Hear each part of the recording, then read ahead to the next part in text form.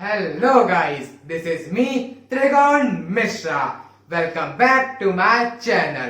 तो अगर आपको याद हो कि कल मैंने एक क्वेश्चन पूछा था, यानी मेरी पिछली वीडियो में आपको एक क्वेश्चन दिखाया था, अब उसका अपन जानेंगे एक आंसर। क्वेश्चन रहा ये, under the accrual basis of accounting expenses are recorded. पहले जानना पड़ेगा एक्रूअल बेसिस क्या होता है। जिन्हें नहीं पता वो पिछली वीडियो देखकर फिर इस वीडियो पर आए। एक हिंट करता है, एक्रूअल बेसिस वो होता है हम ट्रांजैक्शन तब रिकॉर्ड करेंगे जब गुड्स एक्सचेंज हो रहा हो, एक्सपेंसेस इनकर्ड हो गए हो या रेवेन्यू हमको मिल गया हो, यानी रेवेन्यू चार्ज हो गया हो, भले पैसा मिला हो या ना मिला हो, ये मतलब होता है। अब देखते हैं, on payment, on being incurred, either A और B, none of the above. अब एक्सपेंस कब रिकॉर्ड होंगे? जब ऑन बीइंग इनकर्ड, जब वो लग चुके होंगे, भले हमने पैसा नहीं दिया बट पहले लग तो गए एक्सपेंस, तो हम रिकॉर्ड कर लेंगे ऑन बीइंग इनकर्ड पे ही। तो option number B is right answer. जिसका हमको आंसर पता लग गया, जिन्होंने दिया उनको वेरी गुड, और जिनसे थोड़ा गलत हो गया हो वो मायूस ना हो, आगे ऐसे ही प्रयास करते रहे। तो अब आज की वीडियो पर आते हैं। आज की वीडियो में क्या खास है? आज की वीडियो में आप जानने वाले हैं चैप्टर 5 अकाउंटिंग इक्वेशन। इसमें पूरा आपको प्रैक्टिकल नॉलेज मिलेगा। जो बच्चे थ्योरी पढ़ पढ़ के बोर हो गए हैं, वो चाहते हैं कुछ प्रैक्टिकल भी तो आए अकाउंट में। अकाउंट तो अपने प्रैक्टिकल से मशहूर है, इसी कारण से हम लाए हैं आपके लिए प्रैक्टिकल नॉलेज अपने चैप्टर नंबर 5 से। So guys, let's start video number 11।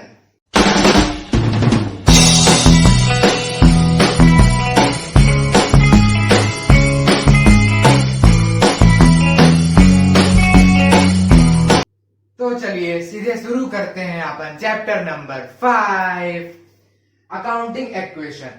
पर पहले जानना पड़ेगा अकाउंटिंग इक्वेशन होती क्या है। An accounting equation is a mathematical expression which shows that the assets and liability of the firm are equal. ये एक मैथमेटिकल एक्सप्रेशन है। मैं आपको अच्छे अच्छे पॉइंट हाईलाइट करवा देता हूं। ये है आपका मैथमेटिकल एक्सप्रेशन है एक, which shows assets and liability of the firm are equal. जो क्या दिखाता है कि एसेट्स और लायबिलिटी फर्म की इक्वल होती हैं। एसेट्स आप और लायबिलिटीज दोनों आप समझ चुके हैं। एसेट्स एग्जांपल दे देता हूं, कैश हो गया, स्टॉक हो गया। लायबिलिटीज का क्या हो गया? क्रेडिटर्स हो गया, बिल्स पेबल हो गया। ये सब एग्जांपल हो गए। तो ये क्या एक्सप्रेशन दिखाता है? ये एक्सप्रेशन ये बताता है कि जो एसेट्स होते हैं और लायबिलिटीज होती है वो दोनों बराबर होती है। अब एक बात और सुनिए, जो हमारी लायबिलिटी होती है ना, वो दो पार्ट्स में डिवाइड हो जाती है। एक आउटसाइडर्स इक्विटी एंड कैपिटल। समझ गए ना? ये याद रखिएगा, लायबिलिटी दो टाइप्स में डिवाइड होती है। पहला क्या? आउटसाइडर्स इक्विटी, एंड अगला क्या होगा? कैपिटल आपकी, या नेटवर्थ कह सकते हैं आप। ये हमारी लायबिलिटी डिवाइड हो गई। अब इस फॉर्मूला, बहुत इंपॉर्टेंट फॉर्मूला, ये आपके सामने, एसेट्स इक्वल्स टू लायबिलिटीज, कौन वाली? Outsiders equity plus capital. बहुत ज्यादा इंपॉर्टेंट ये फॉर्मूला है, याद कर लो भाई, पूरे अकाउंटिंग में काम आने वाला है। ये हमारा, इसी में हम पूरी किया था, ये इक्वेशन बन गई।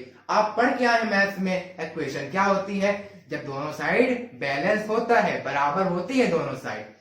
तो जब आप एसेट्स निकालना हो, you can plus outsiders equity plus capital कर सकते हैं, या अगर कोई दो और चीजें दी हो तो आप तीसरी चीज निकाल सकते हैं, यानी आप इनमें से कुछ भी निकाल सकते हैं। तो ये बहुत इंपॉर्टेंट हमारी इक्वेशन है। और ये जो अकाउंटिंग इक्वेशन है, इसको हम एक और नाम से जानते हैं, उसका नाम है बैलेंस शीट इक्वेशन। क्या नाम है? Balance sheet equation. ये भी बात ध्यान में रखिएगा। हमने मेन अभी कॉन्सेप्ट अकाउंटिंग इक्वेशन का कंप्लीट कर लिया है। तो अब हम जानेंगे कि जो अकाउंटिंग ट्रांजैक्शंस होते हैं वो अकाउंटिंग इक्वेशन को कैसे इफेक्ट करते हैं। चलिए जानते हैं। तो फर्स्ट तरीका है ट्रांजैक्शंस अफेक्टिंग टू आइटम्स। दो आइटम्स को अफेक्ट कर सकते हैं। उसके बाद transactions affecting more than 2 items, 2 item से ज्यादा को वे अफेक्ट कर सकते हैं। अब आप सोचिए, क्या 2 से कम आइटम्स को अफेक्ट कर सकते हैं? नहीं भाई नहीं। इक्वेशन बैलेंस कैसे होगी फिर? नहीं हो पाएगी ना। 2 तो करना ही पड़ेगा, तभी तो बराबर होगी मेरे भाई। यही कह रहा है कि 2 हो या 2 से ज्यादा हो। अब थोड़ा सा और डीपली चलते हैं। जो अफेक्ट 2 आइटम्स करती है उसको भी हम 2 पार्ट में डिवाइड कर देते हैं। पहला पार्ट है अफेक्टिंग अपोजिट साइड्स, यानी एक इधर अफेक्ट कर रहा है तो एक इस साइड अफेक्ट कर रहा है, यानी इक्वल्स टू के इधर और एक इक्वल्स टू के उधर अफेक्ट कर रहा है। ओके, देन आता है अफेक्टिंग सेम साइड, यानी इधर बस अफेक्ट कर रहा है, इधर अफेक्ट करने की जरूरत नहीं पड़ रही। लाइक अगर लिखा हो 2 इज इक्वल्स टू 4 लिखा होगा ये, तो क्या आप यहाँ पे भी +2 करेंगे, यहाँ पे +2 करेंगे? नहीं भाई, ओनली +2 किधर करेंगे? आप इधर करेंगे, तो ऑलरेडी 4 तो हो जाएगा। इसको कहते हैं सेम साइड। ये समझ गए आप, और अपोजिट साइड भी समझ चुके हैं। अब अपन और डीपली जानेंगे इन दोनों के अंदर क्या क्या चीजें और होती हैं। तो चलिए जानते हैं अफेक्टिंग अपोजिट साइड्स के कैसे कैसे अफेक्ट कर सकती है। यही आपके पॉइंट्स नींव बनाएंगे आपके अकाउंटिंग इक्वेशन की, तो ध्यान से समझिएगा। फर्स्ट है increase in assets, increase in liability. क्या बोल रहा है? एसेट्स बढ़ेगा तो लायबिलिटीज भी बढ़ेगी, तो हो गया ना, तो अपोजिट साइड अफेक्ट हो रहा है ना। अब कैसे होगा, एक एग्जांपल लेते हैं। चलिए आपके एसेट्स में एक इंक्रीज हुआ। कैसे? आप गए गुड्स खरीदने। गुड्स क्या है? एसेट्स है ना, है, बट आपने उधारी कराया उस गुड्स की, तो क्या बढ़ गए आपके? क्रेडिटर्स बढ़ गए, क्रेडिटर्स। क्रेडिटर्स किस में आते हैं? लायबिलिटीज में आते हैं। ओके, आपने क्या लाया? आपने यहाँ पे लाया स्टॉक। गुड्स को यहाँ पर स्टॉक कहते हैं, ध्यान में रखिएगा। तो स्टॉक लाया, स्टॉक आपके बढ़ गए ना। उधारी करके आए आप, तो आपकी लायबिलिटी में आपने क्रेडिटर्स लाए, क्रेडिटर्स भी तो हुए, क्रेडिटर्स भी आपके बढ़ गए, तो हो गया ना increase in assets, increase in liability हो गया। चलिए पहला समझ में आ गया हमको इजिली। सेकंड आते हैं decrease in liability, decrease in assets, यानी लायबिलिटी घट रही है और एसेट्स भी घट रहा है। अब ये सुनिए कैसे होगा। जब आप कभी भी किसी क्रेडिटर को पैसा देने जाते हैं, तो क्या क्रेडिटर कम हो जाता है आपका? और क्या कम होता है एसेट्स में? क्या देने जा रहे हैं? पैसा देने जा रहे हैं ना, तो पैसा भी तो कम होगा। बस यही करना है। आपके मान लीजिए कोई लायबिलिटी है, अब कोई क्रेडिटर है, तो क्रेडिटर को आप पेमेंट करने जा रहे हैं, तो क्रेडिटर घट गया मेरे बंधुओं, घटा ना। और एसेट भी घट गया, क्या देने जा रहे हैं? कैश आपका घट गया। तो ये हमने समझ लिया ये वाला भी। ओके, देन आता है थर्ड वाला increase in assets, increase in honours capital. Okay, जब आपका एसेट्स बढ़ेगा ऑनर्स कैपिटल भी बढ़ेगी। अच्छा, आप जब बिजनेस स्टार्ट करते हैं तो क्या करना पड़ता है? नई कैपिटल इंट्रोड्यूस कराना पड़ता है, लाना पड़ता है। तो क्या कैपिटल बढ़ी और क्या लाया आपने? पैसा लेकर आए ना। पैसा क्या होता है? कैश एसेट होती है। तो योर कैश आपकी लो भाई बढ़ गई, हमने बढ़ा दी कैश आपकी, और तो और हमने कैपिटल भी तो बढ़ाई। ये लो भाई, कैपिटल भी हमने बढ़ा दी। समझते रहिएगा बात में। फिर आता है decrease in honours capital, decrease in asset, यानी ऑनर कैपिटल भी कम हो गई और एसेट्स भी कम हो गई। अब ये कब होगा सुनिए, जब आप कोई चीज ड्राइंग करके ले जा रहे हो, अपना पैसा ड्राइंग करके घर ले जा रहे हो। ड्राइंग यानी क्या होता है? आप जो फर्म में पैसा है वो अपने घर ले जा रहे हैं। ओके, ये ड्राइंग होता है। तो आप ड्राइंग करेंगे तो क्या ले जाएंगे? पैसा। और जब ड्राइंग करते हैं ना, तो आपकी कैपिटल कम हो जाती है जितना पैसा ले जा रहे होते हैं। बस समझ तो गए अब आप। ऑनर्स कैपिटल थी, कैपिटल आपकी कम हो गई ड्राइंग के कारण, आपने ड्राइंग कर ली, लो भाई कैपिटल हमने कम कर दी। और क्या आपको कम हुआ? कैश कम हुआ ना मेरे भाई, कैश कम हो गया। क्यों हुआ? तो कैश तो आप ले गए हैं, कहूंगा बस यही चारों पॉइंट थे, बड़े बड़े पॉइंट थे लेकिन एग्जाम्पल से इजी हो गया। तो यही पॉइंट आप याद रखिएगा और इसी पॉइंट को अपने अकाउंटिंग क्वेश्चन में भी हम लागू करेंगे। तो ये थे हमारे अफेक्टिंग अपोजिट साइड। अब हम पढ़ेंगे अफेक्टिंग सेम साइड वाले एग्जाम्पल्स। एक बात आप ध्यान रखिए, जब भी कभी अफेक्टिंग सेम साइड होगा तो एक अगर बढ़ रहा होगा उस साइड का, अगला घट रहा होगा, तभी बैलेंस होना है। और अगर अगला एक बढ़ रहा होगा, घट रहा होगा, और अगर एक घट रहा होगा, दूसरा बढ़ रहा होगा। इस तरह करना ही पड़ेगा आपको, तभी आप बैलेंस कर सकते हैं। अब आप इसके भी कुछ पॉइंट जान लेते हैं। फर्स्ट है increase in assets, decrease in another assets. अगर एक एसेट बढ़ रही है तो दूसरी एसेट घटेगी। अब ये कैसे होता है, समझिए बात को। जब आप गुड्स खरीदने जाते हैं, वो भी कैश में, यानी पूरा पेमेंट करके आ जाते हैं, तो क्या होता है, गुड्स तो बढ़ गया, स्टॉक बढ़ गया, तो एक एसेट क्या हुआ, बढ़ गया, पर घटा क्या, पैसा, पैसा घट गया। तो अब देखिए इंक्रीज इन एसेट, क्या बढ़ा आपके पास, स्टॉक बढ़ गया मेरे भाई, स्टॉक बढ़ गया, और घटा क्या, कैश, कैश आप दे के आए तभी ना गुड्स आपको मिला, कैश घट गया। ये था हमारा पहला एग्जांपल और ये पॉइंट क्लियर हो गया। देन आता है decrease in liability, increase in another liability. अब समझिए क्या होता है ये, जब आपकी एक लायबिलिटी घट रही हो और दूसरी बढ़ेगी। अब ये कैसे होगा, चलिए एग्जांपल लेते हैं। आपके पास था क्रेडिटर, क्रेडिटर यानी हमें लायबिलिटी होती है, क्रेडिटर थे आपके पास 1000 रुपीज के, कितने के, 1000 के क्रेडिटर थे आपके पास, ओके। अब आप गए जब पे करने, तो वो बोले कि होगा भैया चलो 900 रुपीज दे दो, 100 रुपीज डिस्काउंट दे देते हैं हम, जाओ ऐस कर भाई ऐस कर। तो आप बड़ा खुश हो गए, हाँ भाई बढ़िया बढ़िया है। तो अब क्या होगा इसकी, आप कैसे आप इसमें इफेक्ट करेंगे। तो ये आपके 1000 क्रेडिटर तो घट गए, आप पेमेंट तो कर आए, सेटलमेंट तो हो गया, तो एक क्रेडिटर आपका घट गया, तो हमारे क्रेडिटर क्या हुए, घट गए, ओके नो प्रॉब्लम।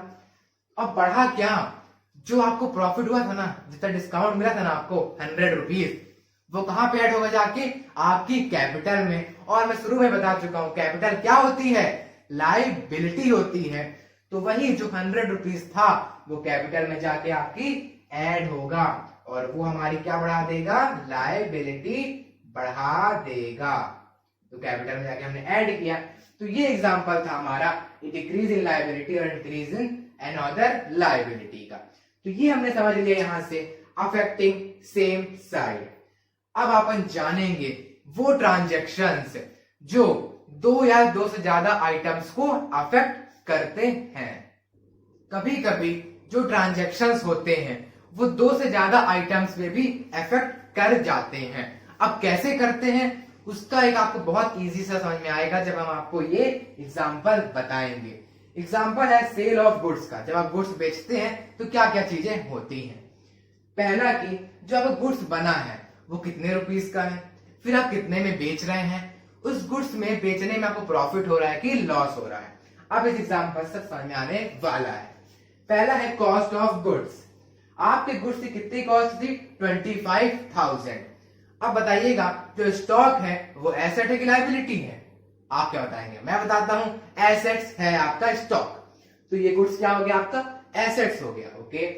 फिर सेल्स प्राइस, इन्हीं गुड्स को 25,000 वाले गुड्स को आप कितने में बेच रहे हैं, 30,000 में बेच रहे हैं, बेचेंगे तो आप। और जो इन दोनों के बीच का वैल्यू है वो क्या है, प्रॉफिट है, 5,000 का प्रॉफिट हो रहा है। तो अब देखिए क्या होता है, जो हमारा ये है ये हमारा क्या है, स्टॉक एक तरह से, ओके स्टॉक है। और इन गुड्स को आप निकाल रहे हैं यानी बेच रहे हैं आप गुड्स को, तो ये स्टॉक आपका माइनस हो जाएगा, ओके। ये हमारा एक आइटम हो गया, याद कर रखिएगा। फिर आ गया सेल्स प्राइस। सेल्स यानी जितने में बेच रहे हैं, तो आपको कितना पैसा मिलेगा, 30,000 मिलेगा ना अब आपको। तो ये क्या हो गया आपका, कैश हो गया। कैश क्या हो गई आपकी, बढ़ गई, ओके। दो आइटम हो गए ना। अब थर्ड है प्रॉफिट। जब प्रॉफिट होता है तो कैपिटल में जाके प्लस होता है और लॉस होता है तो माइनस हो जाता है। तो ये क्या होगा आपका, कैपिटल में जाके क्या होगा, प्लस होगा, क्योंकि प्रॉफिट हो रहा है। अब गिन लो मेरे भाई, first item, second item, third item हो गया, 2 से ज्यादा में अफेक्ट। तो बस यही था हमारा और इसके अलावा कुछ नहीं था। तो यहां से आपको समझ में आ गया कि effect of transactions on accounting equation कितने टाइप के होते हैं, with full and final examples. जब भी आप कोई गेम खेलते हैं, क्रिकेट हो, फुटबॉल हो, उसमें क्या होता है, रूल्स होते हैं खेलने के लिए। ऐसे नहीं कहीं भी ऐसे बॉल किक कर रहे हैं हम, कहीं बॉल जा रही है, कोई भी उठा रहा है, एक रूल के साथ चलना पड़ता है। वैसे ही हमारी अकाउंटिंग इक्वेशन भी है, एक खेल ही तो है जो हमको अच्छे से खेलना है और जीतना है। उसमें भी रूल्स होते हैं। तो अब हम कुछ जनरल रूल्स पढ़ेंगे। ये लंबा चौड़ा चार्ट दिख रहा है आपको, इससे आप कुछ रूल्स जानेंगे। तो फर्स्ट रूल है, जब कैपिटल बढ़ती है तब हम क्या करेंगे, प्लस करेंगे। और प्लस को हमारे अकाउंट की भाषा में कहते हैं क्रेडिटेड। समझ गए आप, जब कैपिटल बढ़ेगी तो क्रेडिट करेंगे और यानी प्लस करेंगे, सिंपल ही है और कुछ नहीं। जब कैपिटल घटेगी तो क्या करेंगे, माइनस करेंगे, और माइनस को अकाउंट की भाषा में क्या बोलते हैं, डेबिटेड। तो ये डेबिट हो जाएगी, समझ गए आप ये भी। फिर आता है लायबिलिटी इज इंक्रीज्ड। जब लायबिलिटी बढ़ेगी तो क्या करेंगे, तो भी अपन क्रेडिट ही करेंगे यानी प्लस करेंगे। फिर जब लायबिलिटी घट जाती है तो फिर क्या करेंगे आप, डेबिट करेंगे, डेबिट यानी माइनस करेंगे। जब एसेट इज इंक्रीज, यही खेल पलट देता है, पूरा खेल पलटता है। ये क्या, जब एसेट बढ़ जाएगा तो डेबिट हो जाएगा, तो फिर क्रेडिट नहीं होगा। ऐसे इसमें जब बढ़ते थे तो क्या होता था, क्रेडिट होता था, बट इसमें क्या होगा, डेबिट हो जाएगा। केवल एसेट के केस में ऐसा होता है, तो आपको प्लस करना होगा। और जब एसेट इज डिक्रीज, एसेट घट जाएगा तो क्या करेंगे आप, तब क्रेडिट करेंगे यानी माइनस कर देंगे।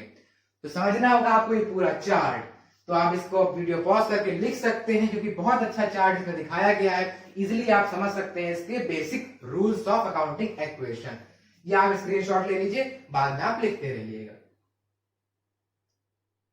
तो यहां से हमारे खत्म हुए रूल्स ऑफ अकाउंटिंग इक्वेशन। आज की वीडियो में आपने अकाउंटिंग इक्वेशन की नींव बना ली है। आप समझ गए अकाउंटिंग इक्वेशन क्या होती है, रूल्स जाने और ट्रांजैक्शन में क्या क्या इफेक्ट होते हैं, ये सब आपने जान लिया है। जो हमारी अगली वीडियो आने वाली है यानी वीडियो नंबर 12, वो आपको हमारे अकाउंट के सुहावने प्रैक्टिकल के सफर पर ले जाएगी। यानी हम अकाउंटिंग इक्वेशन के कुछ प्रैक्टिकल्स, कुछ एग्जांपल्स करेंगे, जिसमें आपको मजा ही मजा आएगा। बट हमारी जो रीति रिवाज है, क्या रीति रिवाज, कि हम आपको एक क्वेश्चन देंगे जो हमने आपको आज पढ़ाया। तो क्वेश्चन रहा ये, which of the following equation is correct. कौन से क्वेश्चन करेक्ट है। नंबर 1 है, assets plus capital is equals to liability, assets plus liability equals to capital, assets equals to liability plus capital, या नन ऑफ द अबव। एक hint दूं, देता हूं, none of the above नहीं होगा, बाकी इन तीनों जोड़ लेना। ये मेरी हिंट थी। अब अगर आपको इनमें से कोई सा सही आंसर पता हो तो प्लीज कमेंट करिए, और डाउट हो कि शायद ये हो, ये हो, वो हो, कौन सा हो, तो भी कमेंट करके मुझे बताइए। अगले वीडियो पे ही मैं इसका सही आंसर दूंगा। तो चिंतित मत होइए अगर आपसे नहीं आ रहा हो, जल्दी आपसे सब कुछ बनने लगेगा। और अगर अभी बच्चे पढ़ाई करना शुरू नहीं किए हैं तो प्लीज शुरू कर दीजिए। अब हम चैप्टर नंबर 5 पर आ गए हैं, तो पढ़ाई करिए। तब तक के लिए स्वस्थ रहिए, मस्त रहिए, पढ़ते भी रहिए, और इस कोरोना काल में आप कोरोना से बचे भी रहिए। तब तक के लिए bye bye, have a good time.